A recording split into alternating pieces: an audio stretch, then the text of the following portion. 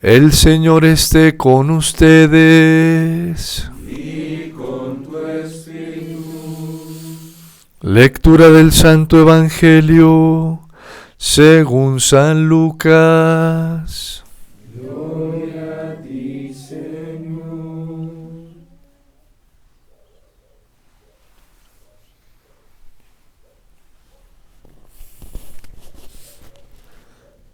En aquel tiempo entró Jesús en una aldea y una mujer llamada Marta lo recibió en su casa. Esta tenía una hermana llamada María, que sentada junto a los pies del Señor escuchaba su palabra.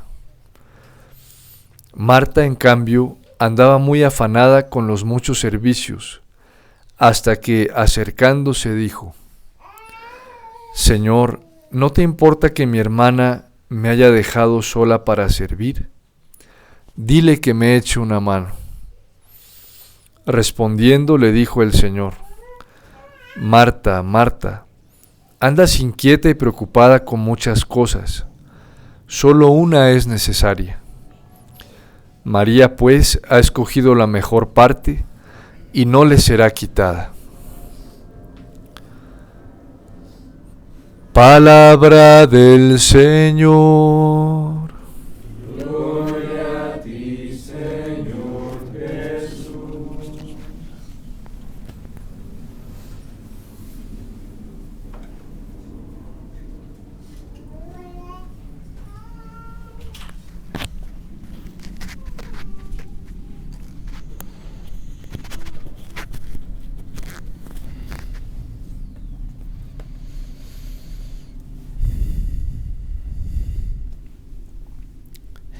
¿De dónde le proviene a San Pablo tanta autoridad, con tanta fuerza, convicción y poder?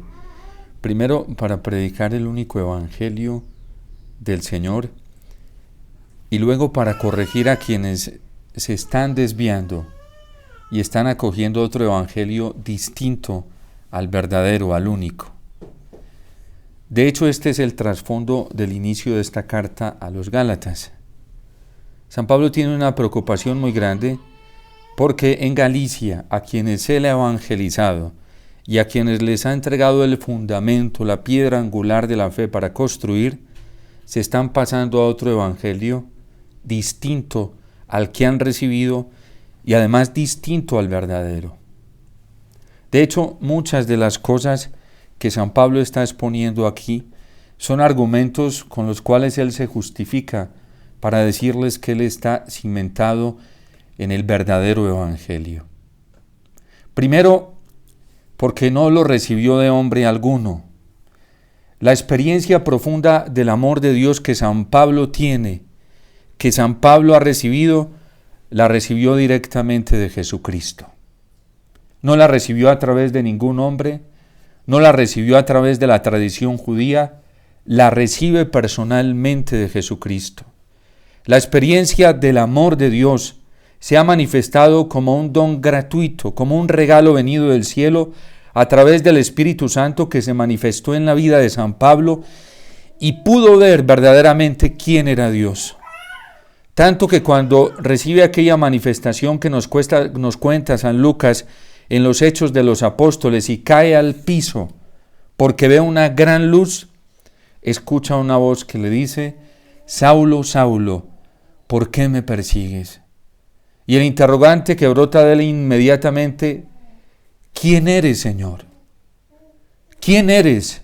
Yo creí que te conocía, porque sabe que le está hablando el mismo Dios por quien él se preocupó, a quien él está defendiendo de los cristianos, a quien él está protegiendo para que no se ultraje, para que no se prostituya lo que es la tradición judía. Pero es porque el celo por Dios lo está moviendo. Pero ahora San Pablo resulta como todo un desconocido de lo que él ha defendido. Entonces, ¿quién eres? Yo te predicaba, yo te defendía, yo te seguía así. ¿Quién eres en realidad? ¿Quién eres, Señor? Y el mismo Dios al que él persigue, el mismo Dios a quien él ha estado defendiendo, se da cuenta que es el mismo Dios a quien él está persiguiendo. Soy Jesús de Nazaret, a quien tú persigues. San Pablo recibió allí, ya no por doctrina de hombre, ni por explicación de la tradición, ni del magisterio, ni de grandes teólogos, los más avesados del momento quizás, no recibe quién es Dios verdaderamente. Lo recibe a través de una revelación y allí experimenta en su propia vida que es un Dios en tres personas, que es el mismo Dios en la persona de Cristo, que es el mismo Dios en la persona del Espíritu Santo, que es el mismo Dios en la persona del Padre, que es un Dios único, pero que también es un Dios que se manifiesta de manera personal y que ahora se le está revelando en Cristo. Porque en Cristo son todas las manifestaciones del amor del Padre. No existe otra forma de conocer verdaderamente a Dios sino a través de Jesús. Y el único que tiene esa potestad y capacidad de mostrárnoslo tal como es el Espíritu Santo. Esa es la misión del Espíritu Santo, revelarnos a Cristo y en Cristo revelarnos al Padre. La tarea del Espíritu Santo está también en habernos revelado la persona de Cristo, la persona del Padre y todo el amor trinitario. Al revelarnos esa experiencia, también el Espíritu Santo tiene la tarea de conducirnos a la santidad y por eso es el santificador. Todo esto lo vive San Pablo en segundos, en minutos, en horas. ¿Quién lo sabe? Igual para Dios no importa el tiempo. Es una experiencia tan profunda que ni siquiera el tiempo la alcanza a abarcar, ni los minutos, ni los segundos, porque supera todo el contenido, el componente de la historia humana. Y eso fue lo que marcó profundamente la vida de San Pablo, y por eso con orgullo lo dice: yo hablo de esto porque Dios mismo me lo reveló a través de su Hijo. Y fue tan fuerte esa experiencia que se fue a predicar sin darse cuenta que tenía que subir donde las autoridades de la iglesia, que eran los apóstoles, que habían sido instituidos para ello. Y en el tiempo, porque la experiencia era auténtica y era verdadera y era de Dios, en el tiempo esa experiencia lo fue conduciendo hacia los pilares de la iglesia. Algunos calculan que San Pablo estuvo con esta experiencia. Él cuenta allí que después de 3 años, ¿sí?, sube. Y algunos dicen que entre la conversión, la experiencia tan profunda que recibió de Jesús, pasaron 7 años. Y esa experiencia fue tan fuerte que esa misma experiencia lo fue conduciendo hacia la iglesia. Hoy hay muchas experiencias conceptuales de Dios, de Jesucristo, pero no están conduciendo a la gente a la iglesia. Y eso es extraño, muy extraño, porque cuando Dios se revela y se manifiesta en el corazón del hombre, cuando es verdaderamente la acción del Espíritu Santo y del amor de Dios, es una fuerza sobrenatural que espontáneamente conduce hacia la iglesia y conduce a la obediencia de la iglesia. Hoy uno se extraña en movimientos que van surgiendo dentro de la iglesia que no están desembocando en la iglesia. Y eso es extraño, muy raro, porque San Pablo termina subiendo a Jerusalén, donde los pilares de la iglesia, y se pone frente a Cefas, que es el Papa, y le dice: vea, yo viví esto, yo experimenté esto y yo estoy predicando esto. Aquí vengo a presentarme. Y en otra parte lo va a decir en la misma carta a los Gálatas que Cefas, para decirle que estaba de acuerdo con él, le extendió la mano y que lo que él había recibido era verdaderamente del Espíritu Santo y que correspondía a la misma experiencia que ellos estaban viviendo, porque la experiencia de Dios no se confirma fuera de la iglesia, se confirma dentro de la iglesia. Hay un principio de no contradicción que lo utiliza mucho Santo Tomás de Aquino, recogiendo toda la postura filosófica de Aristóteles para argumentar su fundamento teológico. Santo Tomás de Aquino lo que hace es, él quiere argumentar toda la experiencia teológica y todo el argumento teológico, y cuando encuentra a Aristóteles dice: este es el elemento racional que yo necesito para fundamentar todo el misterio de Dios. Y toma Aristóteles, que tiene un principio en la metafísica que se llama el principio de no contradicción. Aristóteles y Santo Tomás, tomando esto, dicen que una cosa no puede ser y no ser al mismo tiempo. Que cuando sucede eso, ahí no está la verdad. No está la verdad. ¿Qué quiere decir esto? Que si una experiencia es verdaderamente de Dios, viene de Dios, tiene que desembocar en Dios. Y Dios está en la iglesia. Dios no está fuera de la iglesia. Porque Él mismo la instituyó para quedarse en ella. Y la instituyó como un medio primero que convoca, que reúne, pero no para violentar las voluntades, las inteligencias y las libertades, sino que la iglesia convoca, reúne para conducir a quienes convoca y reúne, que han recibido la experiencia del Espíritu Santo, orientarlos hacia Dios. Y por eso para la iglesia es claro, no hay salvación fuera de la iglesia. Esto es una afirmación que ha chillado mucho en muchos ambientes, y sobre todo a los que más les sofoca hoy esto, es a algunos teólogos, a algunos obispos, a algunos sacerdotes que ya no viven en consonancia con la iglesia. Fuera de la iglesia no hay salvación, menos mal, lo dice la Lumen Gentium del Concilio Vaticano II, para que no vayan a decir que es que el Padre, sobre todo algunos obispos y sacerdotes que se incomodan con esto, que es que el Padre Omar es un exagerado. Bueno, vaya, dígaselo al Concilio Vaticano II, del que muchos de ustedes predican. Ahí está. La iglesia es el instrumento, el canal más grande de salvación que Dios mismo instituyó. Y toda obra del Espíritu Santo llega a la iglesia, se reorienta en la iglesia para conducirnos a Dios. Hay algunos de la jerarquía que también, valiéndose de esto, aprovechan estas situaciones para manipular las libertades, las voluntades y las inteligencias, no para conducir a la gente y tenerla en la iglesia, sino para conducirla hacia ellos y para manipularlas ellos. Ojo, que nosotros somos instrumentos y ministros para hacer lo que hicieron los apóstoles con la experiencia que recibió San Pablo, no para alejarlo de la iglesia ni para manipularlo. San Pedro nunca lo manipuló a su manera. Lo confirmó y lo reinsertó, o más bien él ya estaba insertado, lo reorientó dentro de la iglesia para que siguiera en la iglesia anunciando lo que el Señor le había pedido.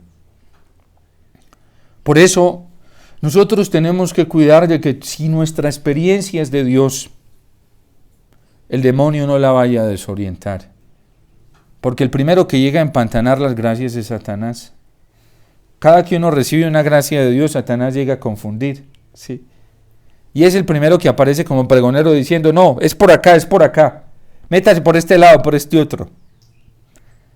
Nosotros tenemos que buscar la verdad en la tradición viva de la iglesia, en el magisterio de la iglesia. Hay mucha gente que ha recibido experiencias muy bonitas del amor de Dios, pero terminan dejándose engañar por el mundo, por sí mismos y por el diablo. La gente cree que porque recibe experiencias de Dios y que porque tiene experiencias de Dios no son vulnerables al engaño de sí mismos, al engaño del demonio o al engaño del mundo. Lo más duro cuando se recibe un don, una gracia especial, una experiencia del amor de Dios, es discernir para no dejarse embolatar uno por sí mismo, para no dejarse confundir por el mundo y para no dejarse seducir por el demonio. ¿Y cómo hacer esto? Hay que hacer lo que hizo San Pablo con humildad. Esto requiere humillación. Y solamente cuando hay humildad se es capaz. Cuando no se es humilde no se es capaz. Y se está a merced del diablo, de uno mismo y del mundo. Y eso desemboca muy mal, termina muy mal. San Pablo sube a Jerusalén y se pone en obediencia a la iglesia. Nosotros no podemos hacer nada a espaldas de la iglesia. Nada. Hoy algunos con esta pretensión, sí, porque se están dejando desorientar. Yo no sé bajo qué aspecto argumentan la invalidez del Papa Francisco, yo no sé.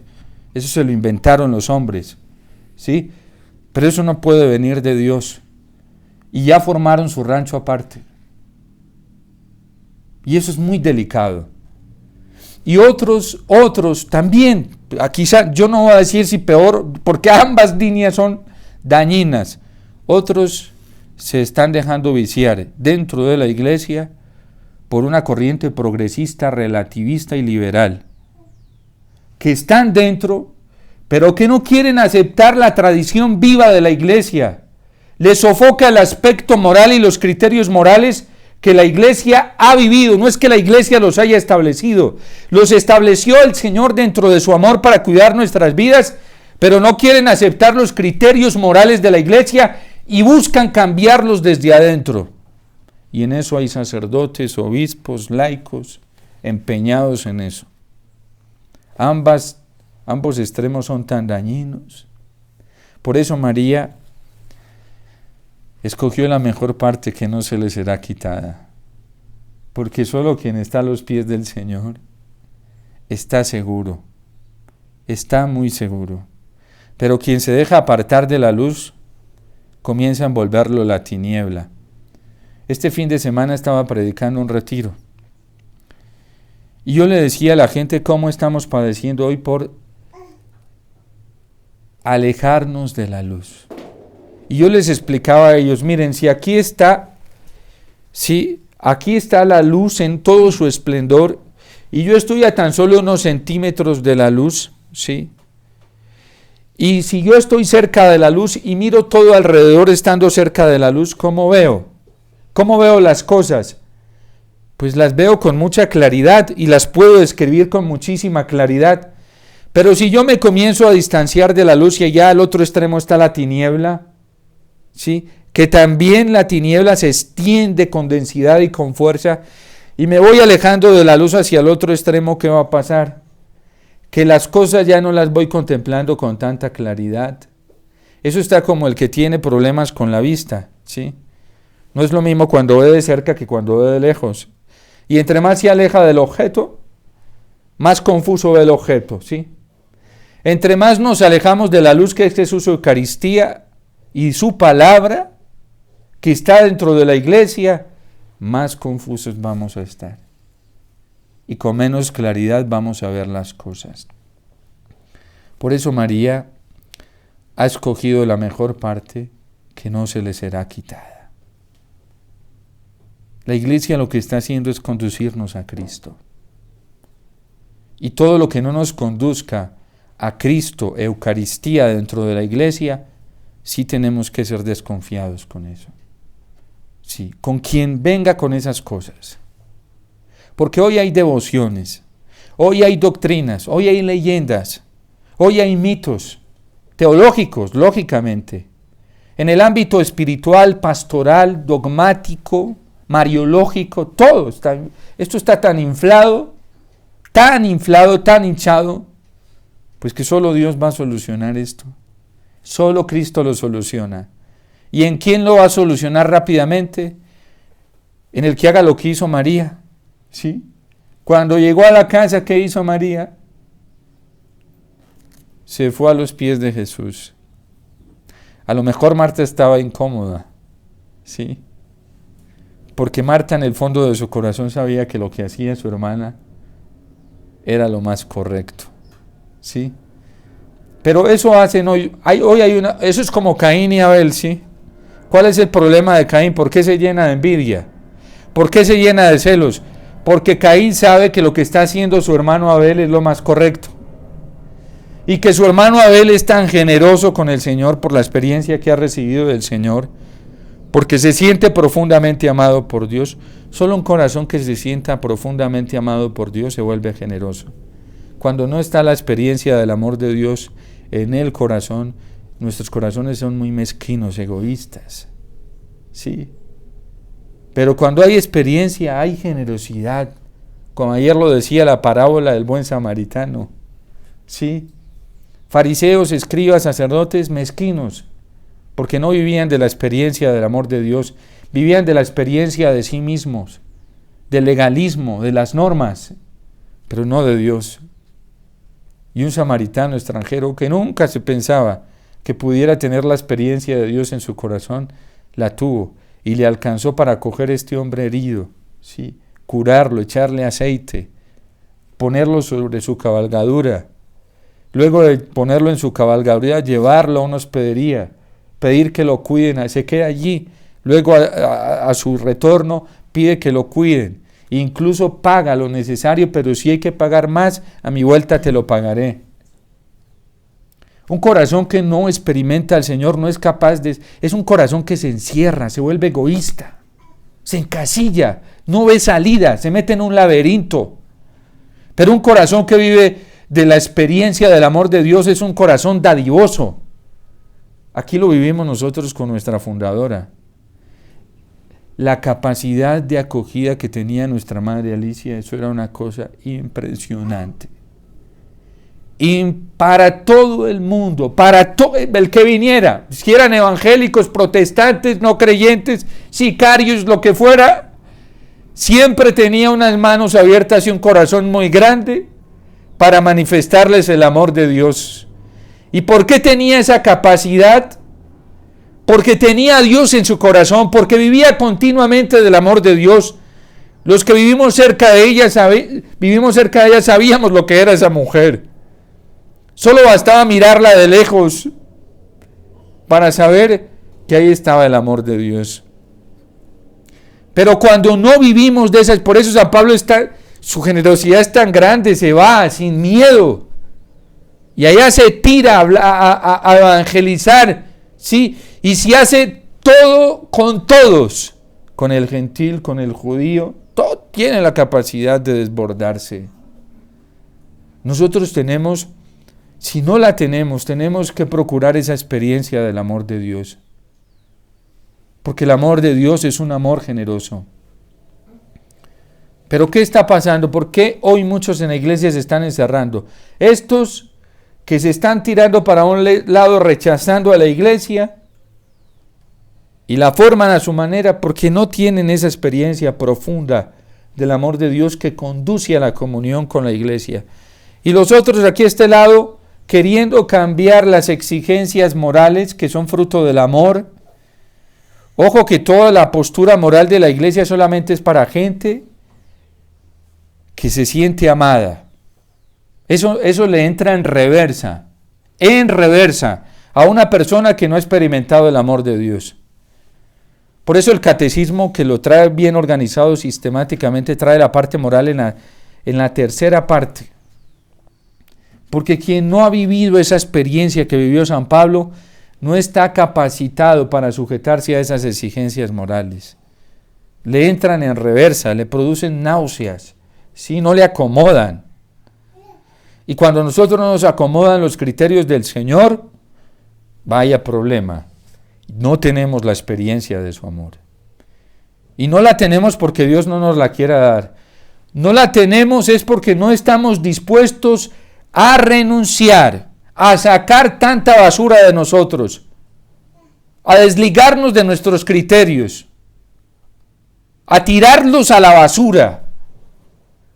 Nuestras constituciones traen una cosa muy profunda para nosotros los hijos y las hijas del fiat, y dicen que vivimos nuestra consagración religiosa basados en el proyecto de Dios, amor para con nosotros.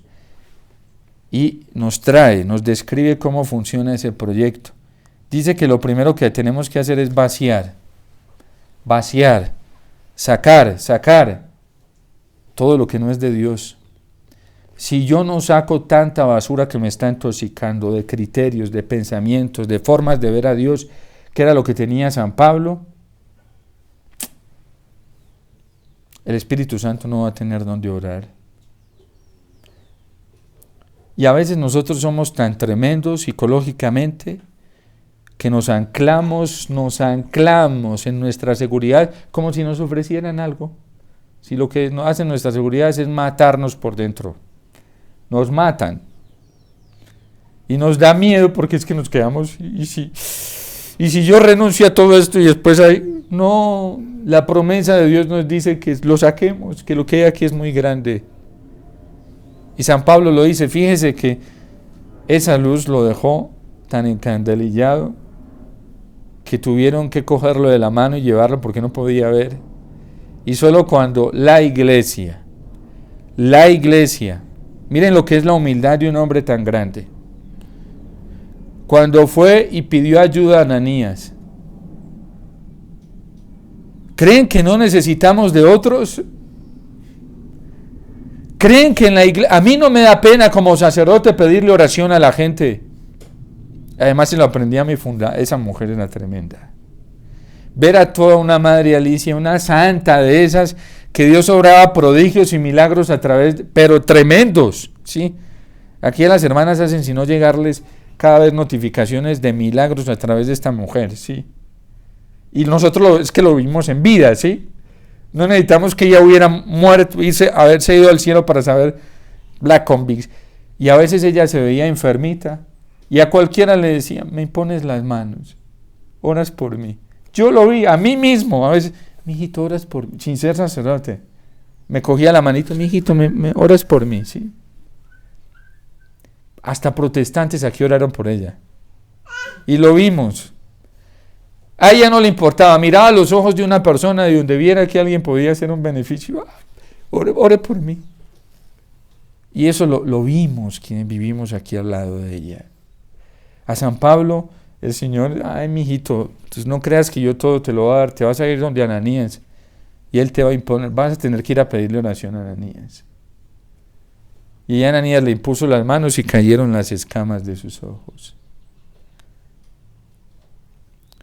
La experiencia de Dios hace gente humilde.